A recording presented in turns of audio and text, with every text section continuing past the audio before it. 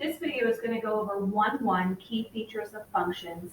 I'm going to create these to kind of walk through some of the notes for the textbook. These are going to match with the PDF notes that were uploaded to Schoology, but I just want to use this as kind of an explanation for how some of the problems work.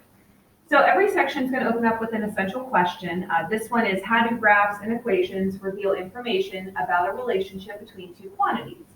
So we're going to be looking at a lot of things about graphs. We're going to do domain, we're going to do range, we're going to do where it's positive, where it's negative, increasing, decreasing, and we're also going to look at x-intercepts. So our first example, we have this graph here. It says, what are the domain and ranges of the function defined by y equals x squared minus 3? So you have this graph here. This is x squared minus 3. If you've forgotten, a function, we call this a function because each input has exactly one output. When we list the set of all inputs, that is the domain, and the set of all outputs is going to be the range. So if we look at this function that we have here, if we're doing the domain, we want to look at all the x values of the function. So the domain is going to cover all the x's that are going to encompass this function. And because this function is going outward to the left and outward to the right, even though it is going upward, eventually it is going to cover every x value. So our domain here is actually all real numbers. There is no real number that you could possibly think of that you could not plug into this equation and get back a solution. Now, as for the range, and again, I'm using capital D for domain, capital R for range. For the range, this is going to be the span of y values that are covered by our function. And if we look at this graph, the lowest y value that we go down to is down here at -3, and then it goes the whole way up forever and ever. So for our range, and I'm going to be writing this in words, but on the next couple slides, we're going to go over how to write this using some different notations. So this would be all real numbers greater than, please excuse my poor handwriting there, greater than or equal to 0. So all real numbers, not 0. There, I'm confusing myself whenever I'm going through this. All real numbers greater than or equal to, confusing myself while I'm trying to write this, all real numbers greater than or equal to -3.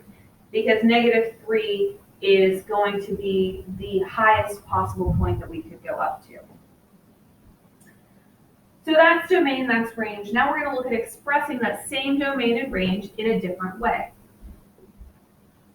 First is set builder notation. Set builder notation is going to use either verbal description or some type of inequality to describe your numbers. We typically start set builder notation with a brace, and then you define the variable. So for domain, our variable is x, and then we draw a vertical line, and that vertical line stands for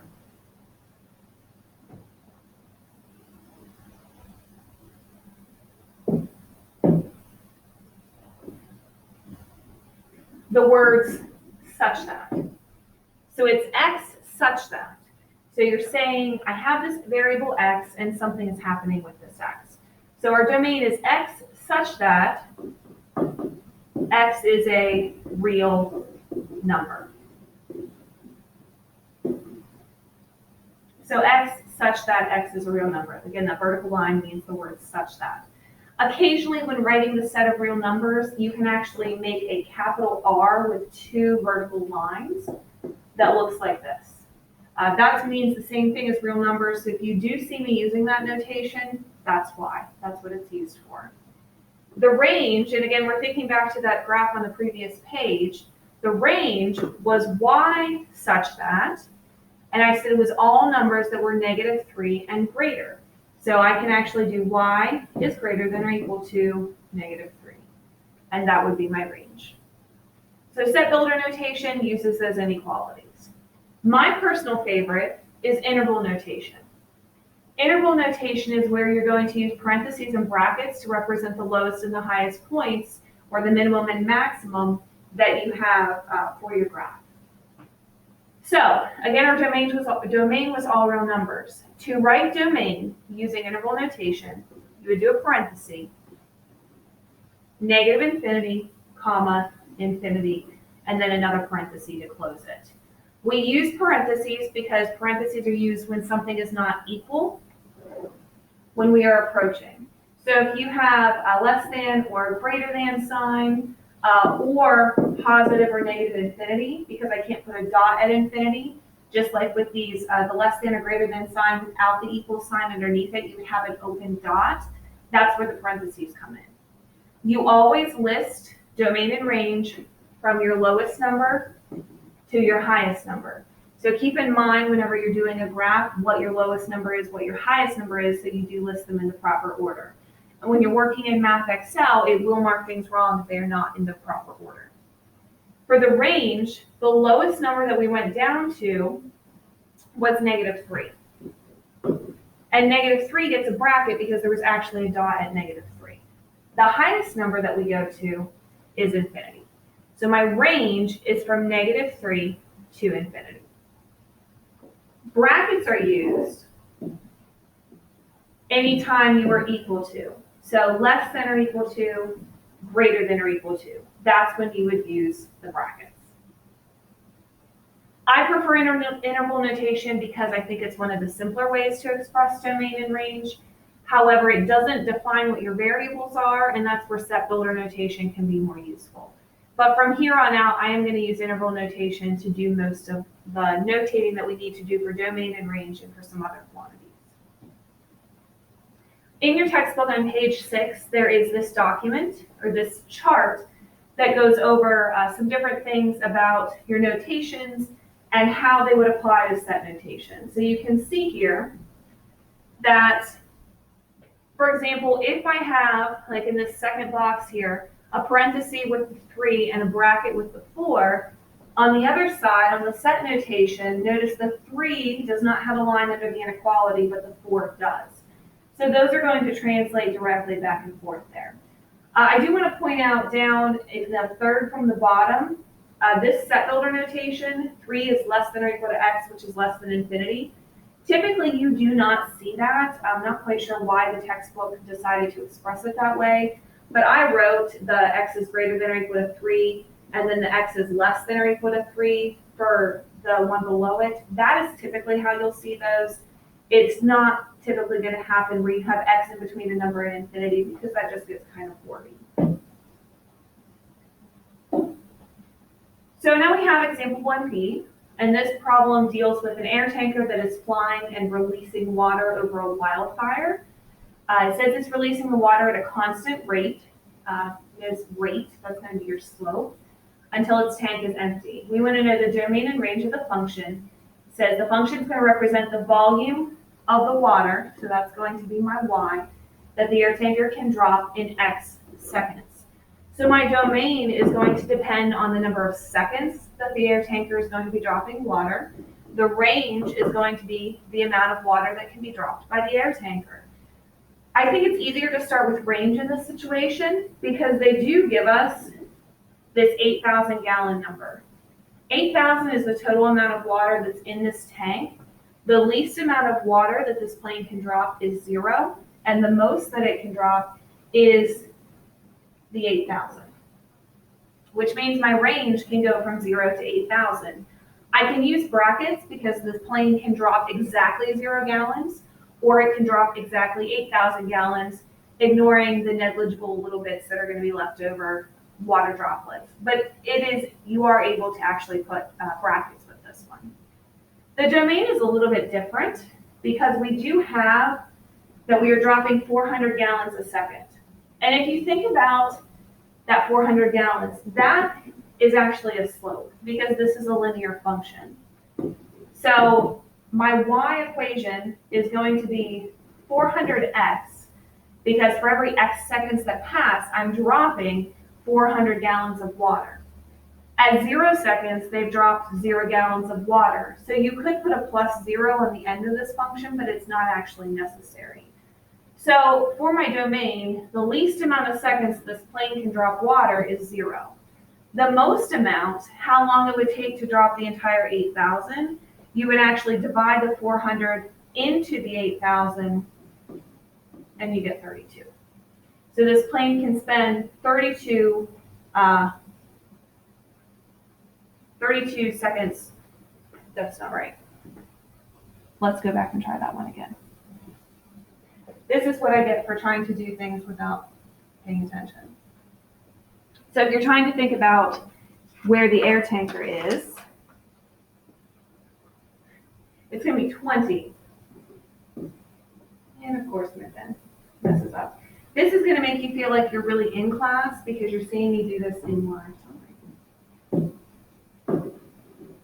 So let's pretend like I didn't just have a brain fart there. You would divide the 400 into the 8,000 and you would get 20, which if you divide them, you can see, divide off the zeros and 4 goes into 80 20 times. So here's your domain and here's your range. The next thing we're going to look at is intercepts. So we have x-intercepts and y-intercepts. We have this new situation that has a car that is starting some type of journey. It does have a full tank of gas, and we're given this equation up here. So y equals 16 minus 0.05x. We want to know the x-intercept and the y-intercept and what they represent in the context of the situation. In x-intercept is where y is equal to 0. So you would take the equation that you were given and replace the y in that equation with a 0. Then you would solve. So you have 0.05x equals 16. You would divide, and here's where I got my 320 at, or my 32 from the last one, because when you divide those, you actually get 320. That 320, if you see up here, the number of miles the car has traveled, x, so this would be 320 miles. That means that this car can travel 320 miles until the tank is empty. So that would be the full mileage range of this car. Y-intercepts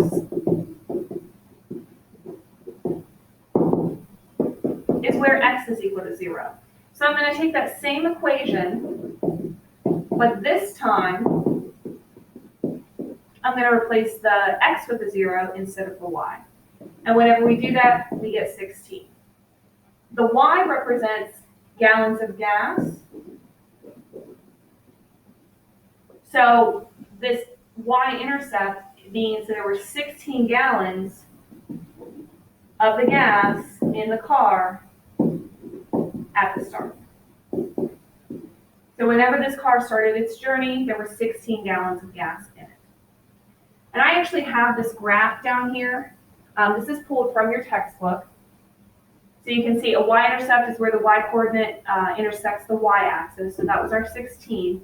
The x-intercept is where the x-coordinate intersects the x-axis. That's down here at 320.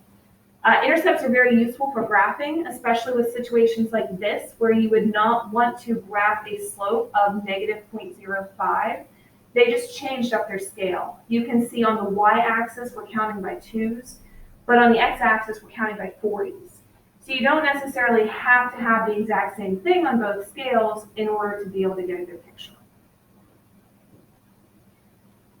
Here's another situation with x and y intercepts. This is actually an absolute value equation. We are going to use the same process to find these. So to find the x-intercept, again, we let y equal 0. And this one is actually a little more difficult than the y-intercept, and you'll see why here in a moment. We have 0 equals the absolute value of x minus 3.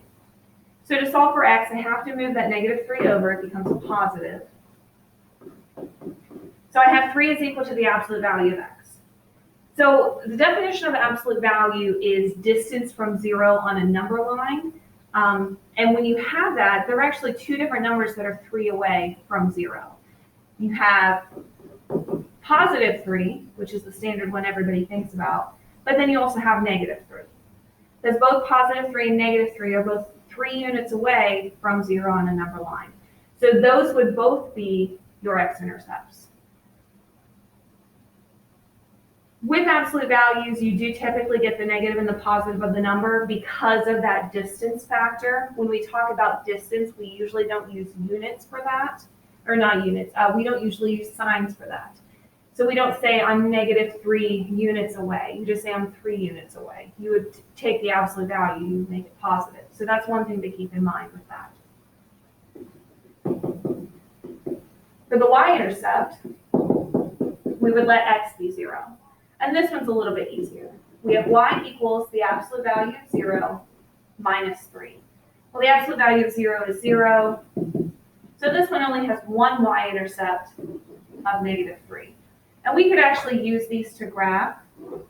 If I draw a quick graph here, 1, 2, 3, 1, 2, 3, 1, 2, 3. So there's my y-intercept. There's one of my x-intercepts. Here's my other x-intercept. This y-intercept is exactly halfway in between the x-intercepts, so we can actually draw in that picture. And all absolute value functions are going to be these V shapes. They should have a consistent slope on one side and then a consistent slope on the other side. So it's something to keep in mind. We will be doing another graphing problem a little bit later on in the lesson with an absolute value.